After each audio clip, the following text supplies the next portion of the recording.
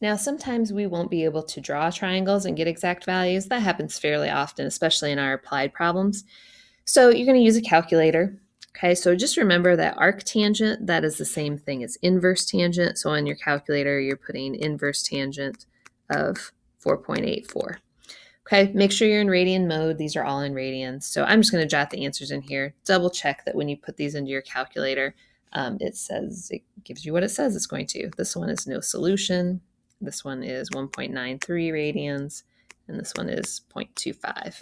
Okay, so again, inverse sine, inverse cosine, all of that. Now I want to take a look at B again. If you had drawn a triangle for this, okay, thinking about cast, you'd be drawing in the fourth quadrant. You would have your opposite side is negative 1.1 and your hypotenuse is 1.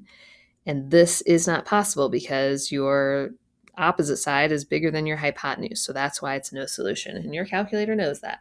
And it tells you error or something like that. All right, inverse properties. So if you're taking the sine of arcsine, these are inverses, they should cancel each other out and you get x. And the same thing with arcsine of sine, should cancel out. As long as you're in the correct domain, because remember we have those restricted values. So it's often helpful to draw these so you can actually see them. Okay, so like I said, tangent, arctangent, cosine, arccosine, they should cancel each other out as long as you're not outside of their domain. So let's look at this. We want the tangent of the arctangent of negative 5. Now, tangent and arctangent should cancel. We think the answer should be negative 5, but let me just draw it to double check. We have arctangent, so we're thinking about cast. It's negative, so we would draw this triangle here. And then we have opposite and adjacent.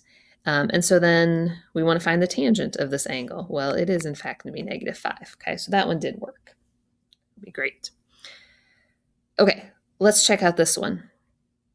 This one, it doesn't quite work because it's not in the right quadrant. Well, it's not in the restricted area. Let me show you this. So we take the sine of 5 pi over 3, and then we take the arc sine of it. So 5 pi over 3, that's over here in the fourth quadrant. Okay, and we could draw this. This is going to be a 60-degree angle here. Okay, so we have 1, 2, and root 3. Okay, so if we take the sine of that, we get negative root 3 over 2. And then if we turn around and take the arc sine of it, remember arc sine is restricted. It's restricted between negative pi over 2 and pi over 2. So our answer can't be 5 pi over 3. That is not in that interval. So we need this negative angle, this negative pi over 3.